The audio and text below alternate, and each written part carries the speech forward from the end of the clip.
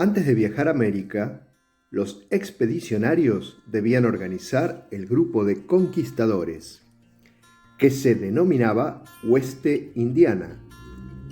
La corona no tenía los fondos suficientes para financiar las expediciones. De este modo, el conquistador obtenía fondos para hacerlo ya fuera mediante préstamos o con su propia fortuna. La hueste se reunía en España.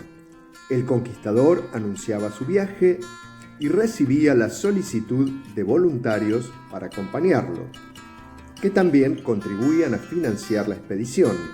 Luego, el botín conseguido se repartía según el aporte de cada uno. Asimismo, los expedicionarios debían entregar a la corona española un 20% del botín. Cuando los reyes católicos se dieron cuenta de la importancia del descubrimiento de América, procuraron asegurar el control del nuevo continente. Para ello se firmaron acuerdos, primeramente el de Tordesillas con Portugal, y luego las leyes de Burgos resultaron en la encomienda, un sistema que permitía a los conquistadores utilizar el trabajo de los grupos indígenas o por parte de su producción a cambio de protegerlos, mantenerlos y evangelizarlos. Las leyes de Burgos fueron sucedidas por otras disposiciones como las leyes nuevas de 1542. En torno a esta cuestión se generaron debates llevados a cabo por Juan Ginés de Sepúlveda y Bartolomé de las Casas. Sepúlveda afirmaba que la superioridad de los españoles les daba derecho a someter a los indígenas mediante la fuerza. En cambio, de las Casas defendió los derechos de los indígenas y promovió una evangelización pacífica. La legislación también establecía que se debía leer el requerimiento a los pueblos indígenas como forma de legitimación de la ocupación. El requerimiento era un texto que los conquistadores debían leer a los indígenas al llegar a un poblado por orden de la corona.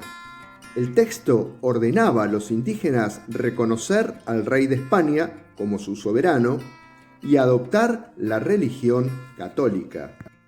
El requerimiento se leía en castellano, sin intérpretes, de modo que los españoles iniciaban la ocupación violentamente, sin esperar una respuesta.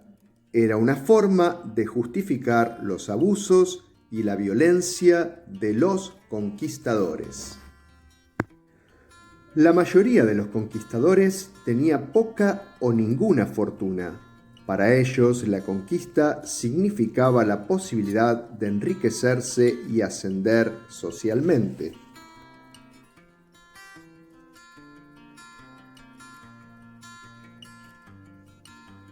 Los conquistadores recibían ventajas económicas, como así también facultades para repartir tierras entre su tropa y explotar a los indígenas. La conquista de México fue liderada por Hernán Cortés, que llegó a la península de Yucatán en 1519 con una expedición de 600 hombres. Cuando desembarcó, Cortés fundó la ciudad de Veracruz, que sería su base de expedición. Aunque la hueste de Cortés contaba solo con algunos cientos de soldados, consiguió la victoria sobre varios pueblos indígenas. El uso de armas de fuego y caballos ayudó a nivelar la diferencia numérica.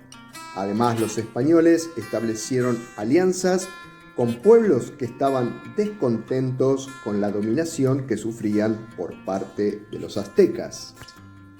Españoles y aztecas convivieron durante meses en Tenochtitlán, hasta que Cortés apresó a Moctezuma y más tarde los conquistadores masacraron a varios líderes aztecas. Después de conquistar Tenochtitlán, los españoles se propusieron conquistar el resto de los pueblos mexicanos. En la península de Yucatán vivían los mayas, divididos en más de 15 ciudades-estado. Durante casi 20 años opusieron una resistencia feroz a los conquistadores. De hecho, la ciudad maya de Tayasal, ubicada a orillas del lago Petén, cayó en poder de los españoles recién en 1692. Los primeros intentos por doblegar a los diversos grupos mayas corrieron por cuenta de Hernán Cortés, quien en 1523 envió a su lugarteniente Pedro de Alvarado a las tierras bajas en Guatemala. En esta expedición participaron una vez más los indígenas amigos, convertidos en valiosos auxiliares de los 300 hombres que acompañaron a Alvarado y que recibieron una fuerte respuesta de los grupos mayas que no estaban dispuestos a dejarse doblegar fácilmente. El Imperio Inca era el estado más extenso de América. En 1532, cuando llegaron los españoles, se encontraba debilitado por una guerra civil entre Huáscar y Atahualpa, los hijos del emperador. Una expedición comandada por Francisco Pizarro entró pacíficamente a la ciudad de Cajamarca para entrevistarse con el emperador en noviembre de 1532, pero se trataba de una emboscada para capturar a Atahualpa. El emperador ofreció a los españoles oro y plata a cambio de su liberación. Estos metales, que eran muy codiciados por los europeos, para los incas tenían solo un valor ceremonial. A pesar de que el pago del rescate comenzó de inmediato, Pizarro ordenó la ejecución de Atahualpa. En 1536 se produjo un levantamiento armado de los incas. Los españoles pudieron reprimirlos, pero los líderes principales de la resistencia se refugiaron en la fortaleza de Vilcabamba.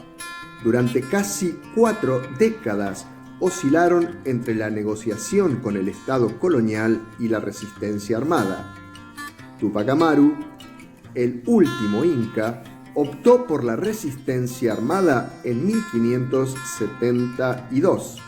El virrey Francisco Álvarez de Toledo lo capturó y lo hizo ejecutar.